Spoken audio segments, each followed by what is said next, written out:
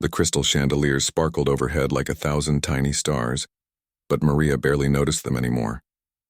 She had been working at the Grandeur Hotel for almost 3 years now, and the magic of this place had faded long ago.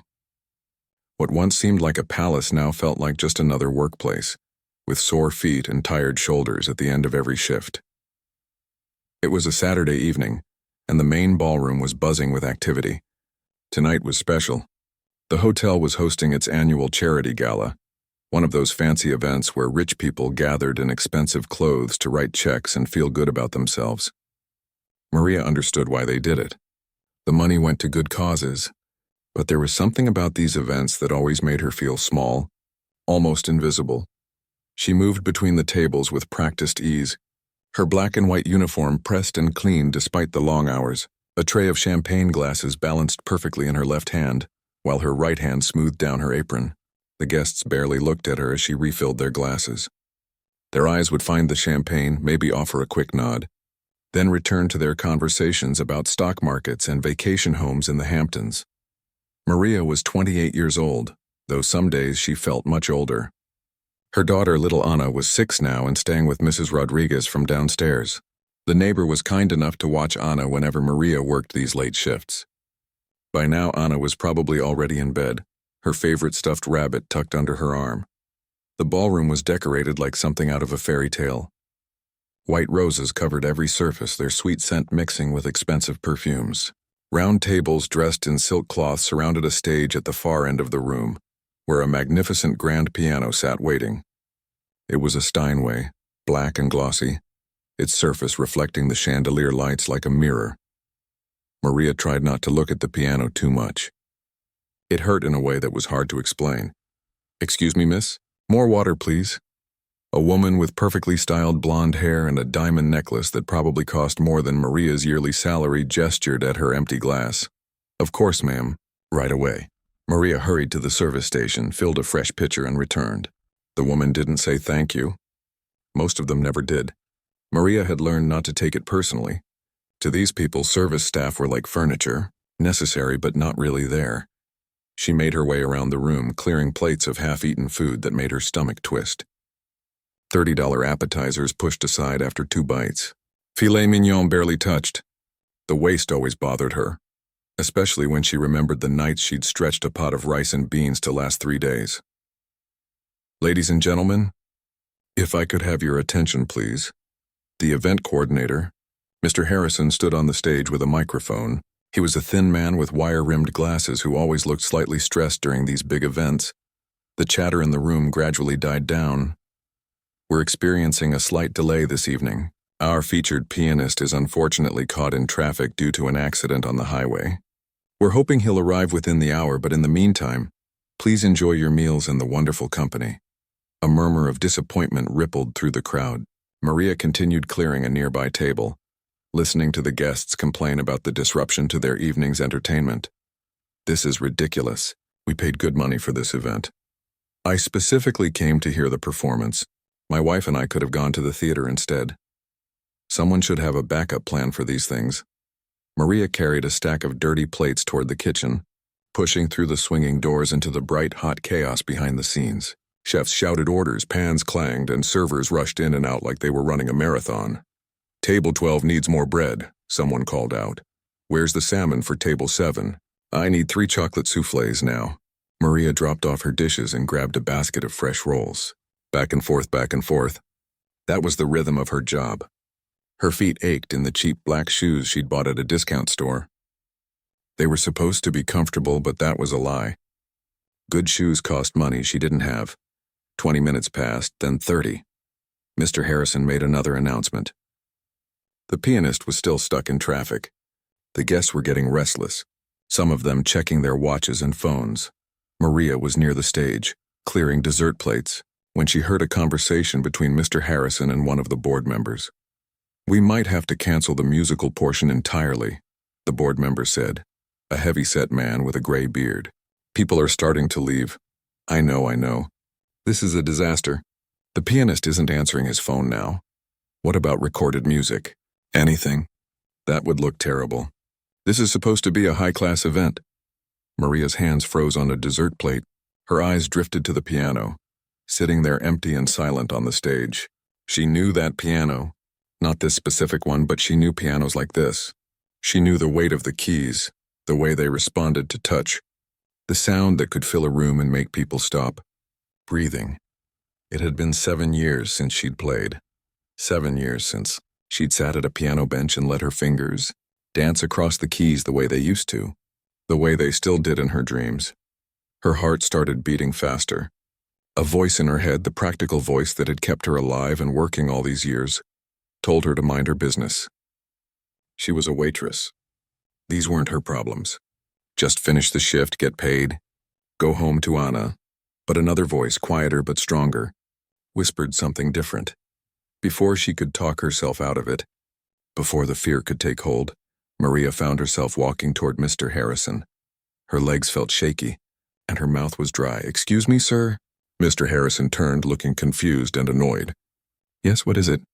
"I'm in the middle of something. I heard about the pianist." Maria's voice came out barely above a whisper. She cleared her throat and tried again. "I could play, if you need someone."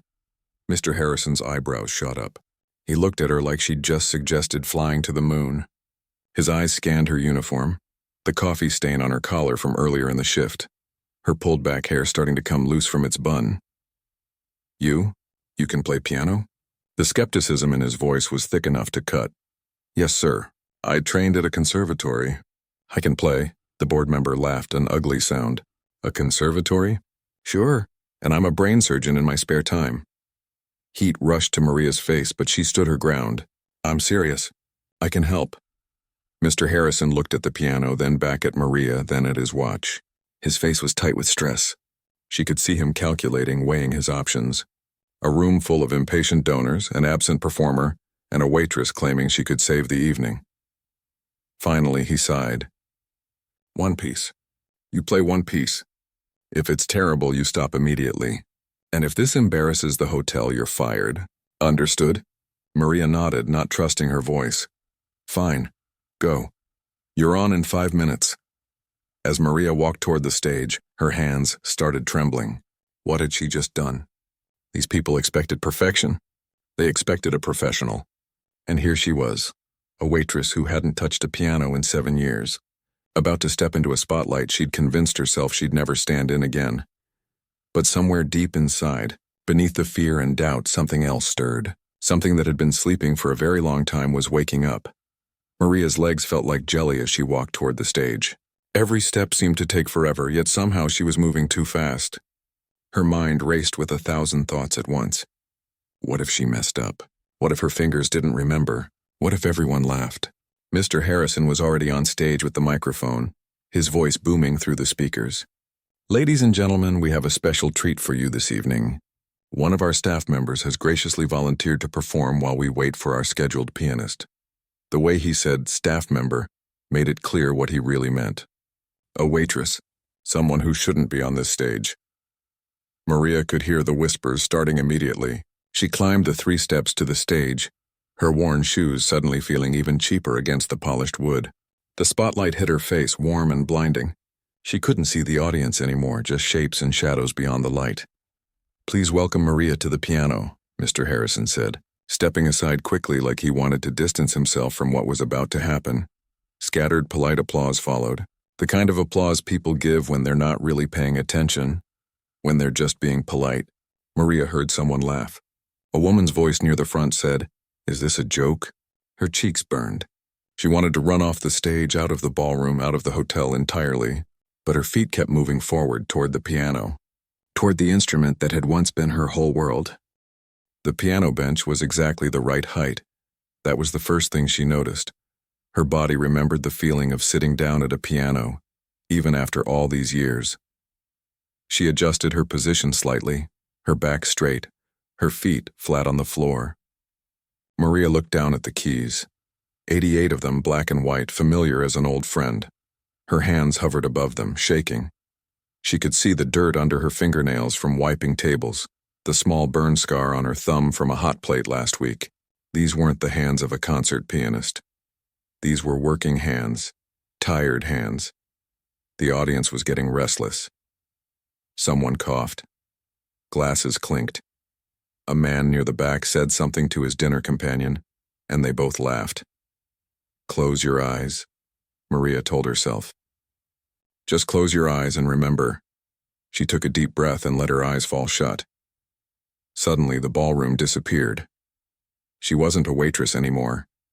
She wasn't standing in front of people who looked down on her. She was 12 years old again, in Buenos Aires, sitting in the practice room at the conservatory with Professor Alvarez standing behind her. "Feel the music first," the professor would say. "Let it live in your heart before your fingers touch the keys." Maria's hands lowered to the piano. Her right hand found middle C without looking. Her fingers spread naturally across the keys, finding their positions like they'd never left. Muscle memory is a strange thing. The body remembers what the mind tries to forget. She began to play. The piece she chose was Rachmaninoff's Piano Concerto No. 2, the opening movement. It was a bold choice, maybe even a crazy choice. This wasn't an easy piece. This was the kind of music that required everything from a pianist: technical skill, emotional depth, perfect timing, absolute control. But it was also the piece that had gotten her into the conservatory all those years ago. The piece she'd played at her audition when she was just 11 years old, when everyone said she was too young. But she'd played it anyway and made the judges cry. The first notes came out soft, almost hesitant. Her fingers were stiff at first, unsure. But then something happened. Something clicked inside her, like a door opening after being locked for years. Her fingers began to move faster, more confident. The notes started to flow. The piano sang under her hands. In the audience, conversation stopped mid-sentence. The woman who had asked if this was a joke sat up straighter in her chair, her champagne glass frozen halfway to her lips. The man who had been checking his phone put it down on the table, his eyes fixed on the stage. Maria's fingers flew across the keys, dancing through complex passages that would make most pianists sweat. But she wasn't thinking about technique anymore. She wasn't thinking about anything except the music. It poured out of her like water, from a broken dam, years and years of silence finally breaking free. Her eyes were still closed, but tears were streaming down her face now. She was remembering everything. The conservatory with its high ceilings and the smell of old wood. Her mother sitting in the audience at her first recital, beaming with pride. The scholarship letter that had arrived when she was 17, offering her a full ride to continue her studies. The best day of her life. And then the other memories came too. Her mother getting sick. The medical bills that piled up faster than they could pay them. The impossible choice between her dreams and her family. The day she withdrew from the conservatory and took a job at a restaurant to help pay for treatment. The night her mother died anyway, despite everything. The piano had been her voice when she couldn't find words. It had been her therapy, her escape, her reason to keep going. And then she'd lost it. Not because she wanted to, but because life had demanded it. Because being an artist was a luxury she couldn't afford. Because rent and food and medicine cost money, and dreams didn't pay bills. But right now, in this moment, she had it back. The music swelled, building to a crescendo that filled every corner of the massive ballroom. Maria's hands moved faster, the notes cascading like a waterfall. Her whole body moved with the music, swaying slightly, her face a mixture of pain and joy and something that looked almost like freedom. In the audience, people had stopped eating entirely. Forks rested on plates. Wine glasses sat untouched on tables. Every single person was watching the stage now, watching this waitress in a stained uniform play like she was possessed by something divine. An elderly woman in the front row had tears running down her weathered cheeks. A young couple held hands tightly, both of them transfixed. Even Mr. Harrison stood backstage with his mouth slightly open, all his earlier skepticism wiped away. The music told a story. It spoke of longing and loss, of dreams deferred and hopes that refused to die. It spoke of every person who had ever had to give up something they loved to survive. Every artist working a day job. Every dancer with bad knees still hearing music in their head. Every writer too tired at the end of the day to write. Every voice that had been silenced by circumstance. Maria played it all. She played for her mother. She played for her daughters sleeping at home. She played for the version of herself that had walked away from the conservatory 7 years ago, carrying nothing but broken dreams and a determination to survive. And somewhere in the middle of it all, something shifted. The music changed. It wasn't just about loss anymore. There was something else creeping in. Hope, maybe, or defiance, a refusal to stay buried.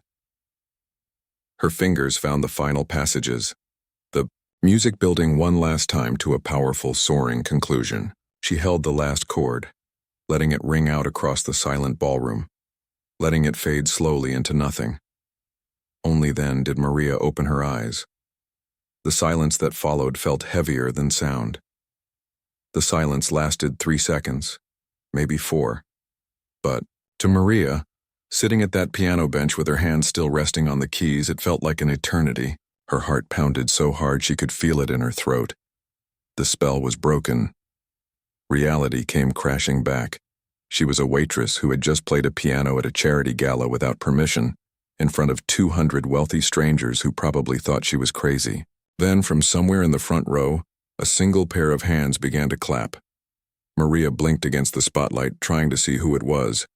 An older woman, maybe 70, with silver hair pulled back in an elegant twist. She was standing up, clapping, slowly but deliberately, tears still wet on her face. Then another person stood, a man in a dark suit. Then another, and another.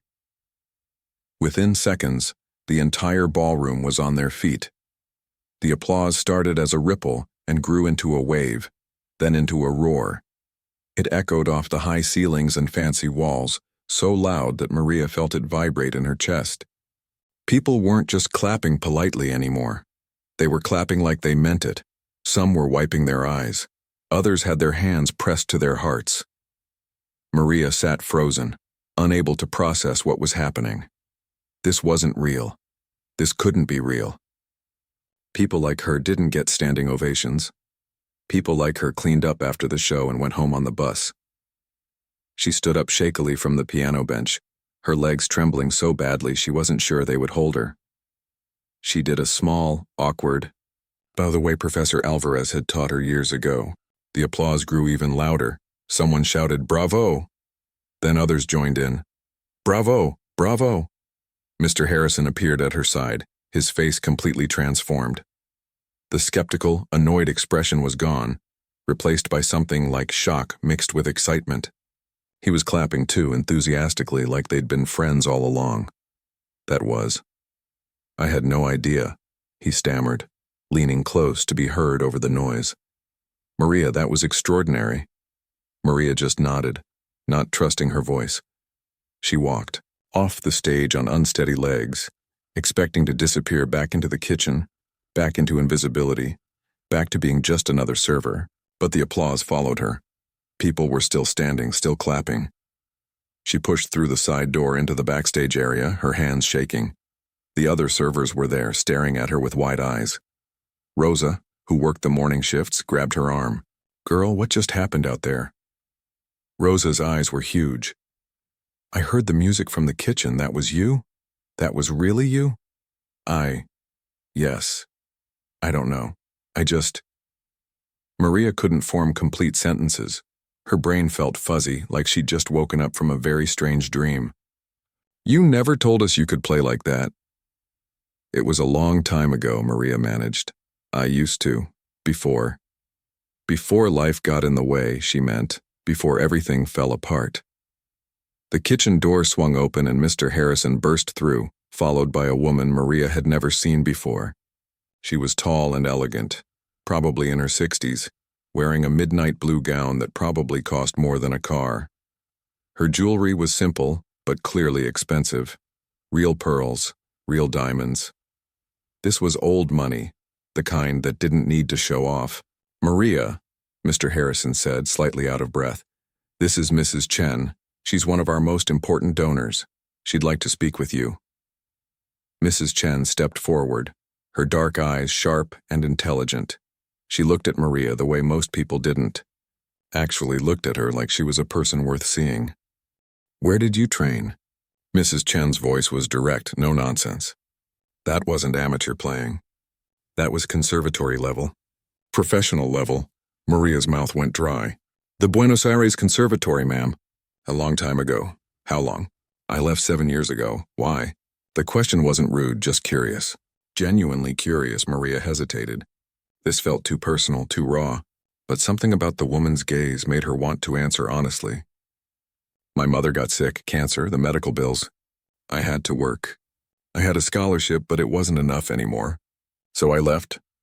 Mrs. Chen nodded slowly, her expression softening just slightly. And you've been working here since then? Not the whole time. Different places. Restaurants, hotels, whatever paid the bills. I have a daughter now. She's 6. You haven't played at all in 7 years? No, ma'am. Not until tonight. I can't afford a piano. And even if I could, I don't have time. Between work and taking care of Anna. Maria trailed off, suddenly feeling exhausted. The adrenaline from the performance was wearing off, leaving her drained. Mrs. Chen pulled out her phone, an expensive-looking thing in a leather case. What's your full name? Maria Santos. The woman's fingers flew across the screen. I'm sending some messages. Don't go anywhere. She looked at Mr. Harrison. Is there somewhere private we can talk? With comfortable seating? Of course, Mrs. Chen, the executive lounge upstairs. Good. Maria, you're coming with us. And you, she pointed at Mr. Harrison, make sure she's not scheduled to work anymore tonight. Actually, make sure she's paid for the full shift plus overtime. Mr. Harrison nodded quickly. Yes, of course, absolutely. Maria felt like she was watching this happen to someone else. Mrs. Chen, I don't understand. What's going on? The older woman looked at her with something that might have been a smile. What's going on is that you have a gift, a genuine rare talent, and I make it my business to support talented artists. I've been a patron of the arts for 30 years. I know real ability when I hear it, and what you did out there was real. They moved through the hotel corridors, Mrs. Chen walking with purpose while Maria followed in a daze. The executive lounge was nothing like the staff break room. It had leather chairs, soft lighting, and artwork on the walls that was probably worth more than Maria's entire apartment building. Mrs. Chen gestured for her to sit, then settled into the chair across from her. She was still typing on her phone, sending message after message. Finally, she looked up. I've just contacted 3 people. One is the director of the city conservatory. One is a talent agent who specializes in classical musicians. And one is the head of a foundation I run that provides grants to artists in need. She paused, studying Maria's face. But before we go any further, I need to know something. Do you want this? Want what? Maria's voice came out as barely a whisper. Your career back, your life as a musician. Because that's what I'm offering. It won't be easy. You'll have to work harder than you've ever worked.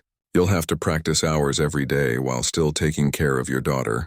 You'll have to face the fact that you lost 7 years and you'll need to catch up.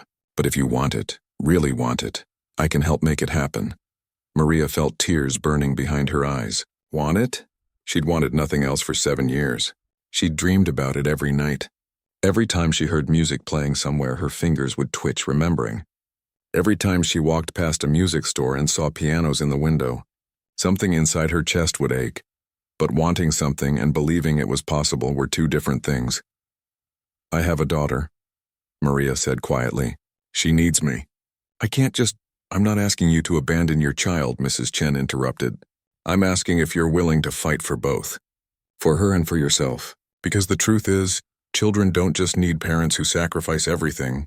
They need parents who show them that dreams are worth fighting for. Maria thought about Anna, about the life she wanted to give her. Not just food and shelter, but something more, an example of what was possible. A mother who didn't just survive, but lived. Yes, Maria said, her voice stronger now. Yes, I want it, Mrs. Chen nodded, satisfied. Good. Then let's get started. The next 2 weeks felt like living in a dream that Maria was afraid to wake up from.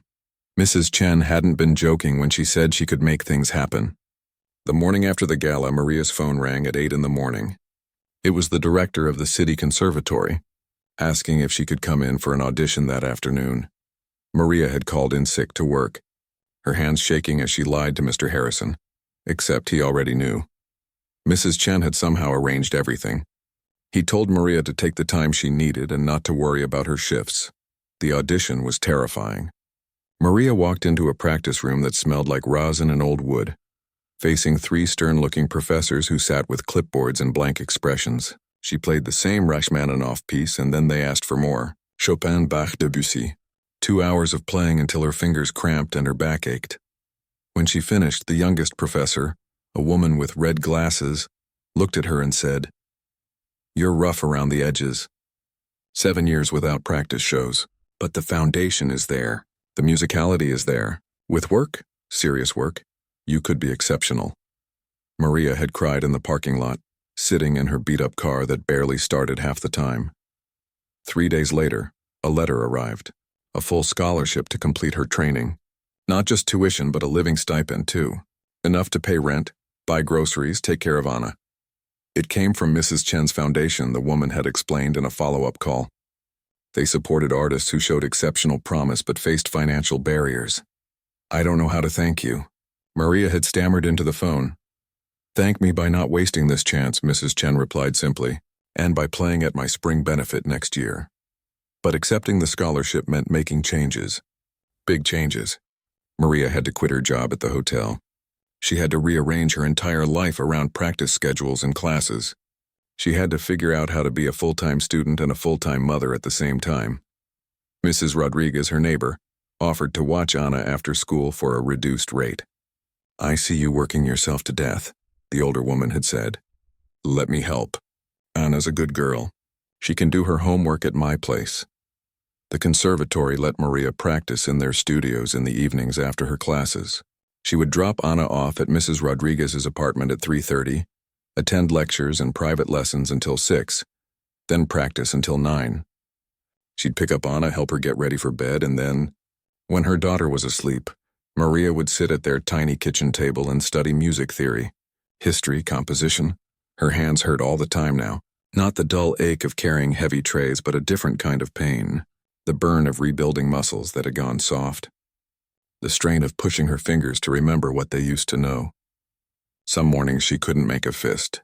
She'd soak her hands in warm water and keep going. Anna noticed the changes. At first she'd been confused. "Why don't you work at the hotel anymore, Mama?" she asked one night at dinner, pushing her rice around her plate. "Because Mama's going back to school," Maria explained. "To learn music again. Are you going to be famous?"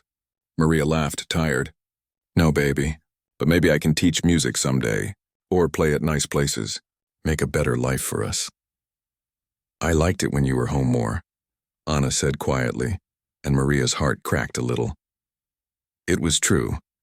In some ways, life was harder now.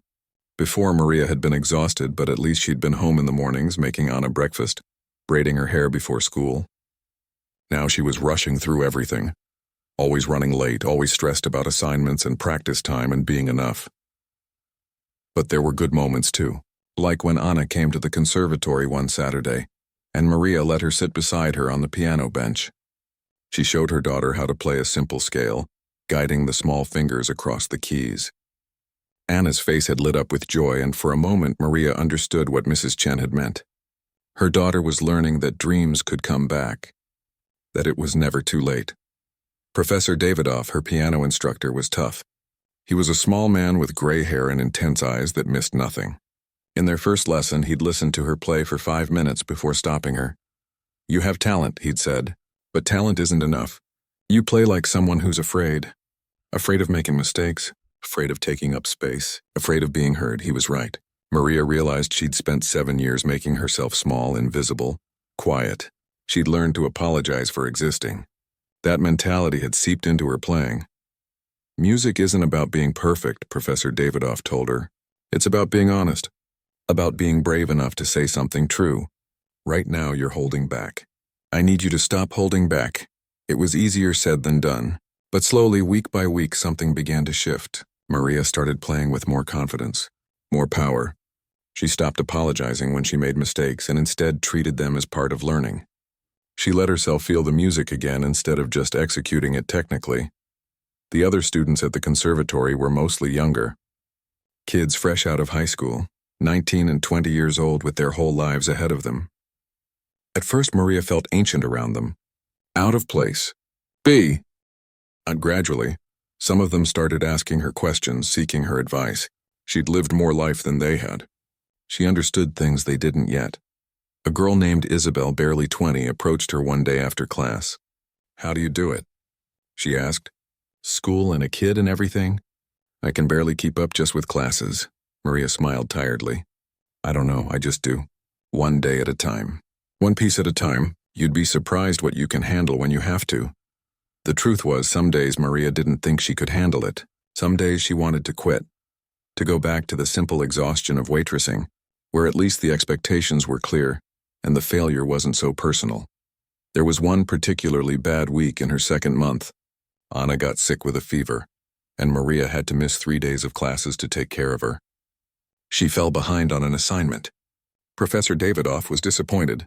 She could see it in his face even though he didn't say it directly. The other students were pulling ahead while she struggled to catch up. Maria sat in a practice room at midnight one night, alone in the building, staring at sheet music that might as well have been written in another language. She was so tired her eyes burned. Her fingers fumbled through passages she should have learned by now. Nothing was working. Nothing was clicking. She put her head down on the piano keys, not caring about the discordant sound it made. Maybe this was stupid. Maybe she was too old, too far behind, too damaged by the years away. Maybe she should quit while she still had some dignity left. Her phone buzzed. A text from Mrs. Chen. The woman checked in every few days, always at random times. "How are you holding up?" The message read. Maria stared at it for a long moment. She could lie, say everything was fine, but something made her type the truth. "I'm struggling. Not sure I can do this." The reply came fast. "Good. Struggle means growth. Easy means you're not pushing hard enough. Keep going." Then another message. "Remember why you started." Maria lifted her head from the piano keys. Why had she started? Not for glory, not for fame. She'd started because that night at the gala, for the first time in 7 years, she'd felt like herself. Like the person she was always meant to be. She'd started because Anna deserved to see her mother fight for something. She'd started because dreams don't die just because you ignore them. They just go quiet, waiting. Maria dried her eyes, sat up straight, and started playing again. 6 months passed like water through fingers. Sometimes the days crawled by, heavy with exhaustion and doubt. Other times, Maria would blink and realize a whole week had disappeared into practice sessions and classes, and bedtime stories read with drooping eyes. Spring arrived slowly, turning the city green again. The trees outside the conservatory burst into bloom, dropping pink petals on the sidewalk where Maria rushed past every day. She barely noticed. Her world had narrowed to piano keys and sheet music, to Anna's laugh and Mrs. Rodriguez's patient smile when Maria picked up her daughter late again. But something was changing. Maria could feel it in her playing. The stiffness was gone. Her fingers moved with the old confidence, the old joy. Professor Davidoff had stopped looking disappointed. Last week he'd actually smiled during her lesson, a rare thing. "You're ready," he'd said simply. "Ready for what?" Maria had asked, confused. "For people to hear you." That conversation had happened 2 weeks ago. Now Maria stood backstage at the Riverside Theater, wearing a borrowed black dress that actually fit, her hair styled by a woman Mrs. Chen had sent to her apartment that morning. Her hands were shaking, but not from fear, from anticipation. This was Mrs. Chen's spring benefit concert, the one she'd mentioned that first night. A showcase for emerging artists, held in a real theater with velvet seats and professional lighting, and a Steinway that probably cost more than a house. Anna was in the audience somewhere, sitting next to Mrs. Rodriguez and Mrs. Chen herself. Maria had seen them earlier. Her daughter had been wearing her favorite dress, the blue one with flowers, bouncing in her seat with excitement. "You're going to be amazing, Mama," Anna had whispered, hugging her tight. "I know you are." The theater held about 400 people. Maria had peeked through the curtain earlier. It was almost full. Not with wealthy strangers this time, but with a mix of people. Some looked rich, sure, but others looked normal. Regular people who just loved music. She'd even seen a few of her classmates from the conservatory. A stage manager with a headset appeared beside her. "You're on in 3 minutes. How are you feeling?" "Terrified," Maria admitted. The stage manager grinned. "Good, that means you care. Break a leg out there." Maria closed her eyes, breathing slowly. In through the nose, out through the mouth, the way Professor Davidoff had taught her. This was different from the gala. That night had been impulse, desperation. Years of silence exploding in one moment. This was intentional. This was her choice. She thought about the journey that had brought her here. Not just the last 6 months, but all of it. Growing up poor in Buenos Aires, practicing on a broken piano in her grandmother's house. The conservatory acceptance at 11 years old when everyone said she was too young. Her mother's proud tears. The scholarship to continue her studies. Then the cancer diagnosis that changed everything. The choice that hadn't really been a choice at all. 7 years of serving food to people who didn't see her. 7 years of coming home with aching feet and an aching heart. 7 years of telling herself it was okay, that dreams were for other people, that survival was enough. And then that one night when something inside her had refused to stay quiet anymore. 2 minutes, the stage manager said. Maria walked to the edge of the stage, hidden in the wings. She could see the piano waiting under the lights. It looked like an old friend. She heard Mrs. Chen's voice from the podium introducing her. The woman's words were kind but honest. She told the story simply. A talented pianist who'd had to give up her training to support her family. 7 years working as a waitress. One spontaneous performance at a hotel gala that changed everything. A scholarship granted. 6 months of intensive training. And now, this moment. Ladies and gentlemen, please welcome Maria Santos. The applause was warm, encouraging. Maria walked onto the stage, her head high. The lights were bright, but she didn't squint. She smiled at the audience, a real smile, and saw Anna waving from the third row. She sat at the piano bench, adjusted her position, let her hands rest on the keys. The theater went quiet. This time Maria didn't close her eyes. She kept them open, looking out at the audience. At her daughter, at Mrs. Chen, at all the faces of people who'd come to listen. To really listen, she began to play. The piece was new, something she'd only learned in the last 2 months. Schumann's Piano Concerto in A minor. It was technically demanding but also deeply emotional. Romantic in the best sense. Full of yearning and hope and the kind of beauty that makes your chest tight. Maria's fingers danced across the keys with precision and passion. But more than that, they played with honesty. This wasn't about showing off technique or proving she belonged. This was about sharing something true, about turning pain into beauty, struggle into art.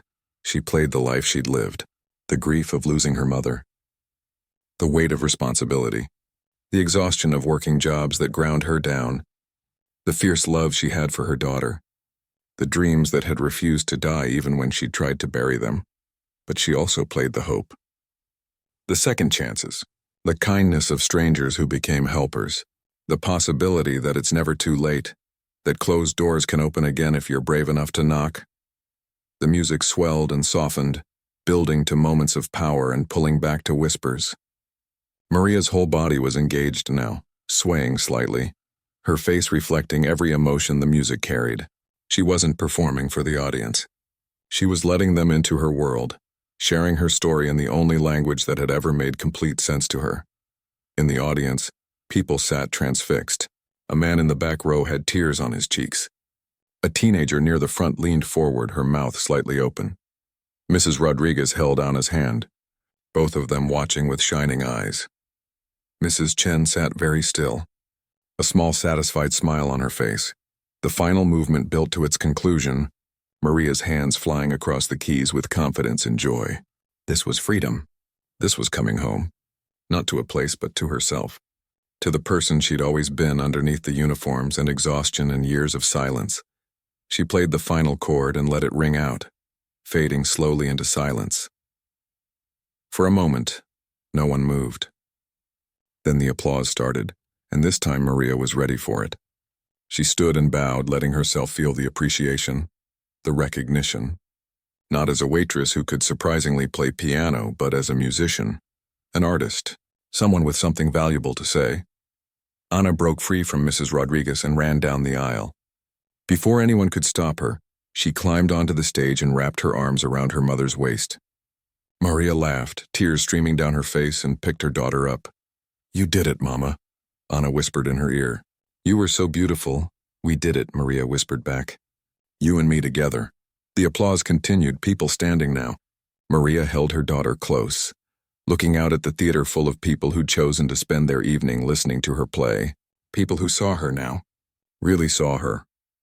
3 months later, Maria got her first paid performance, then another, then an offer to teach beginning piano students at a community center on weekends.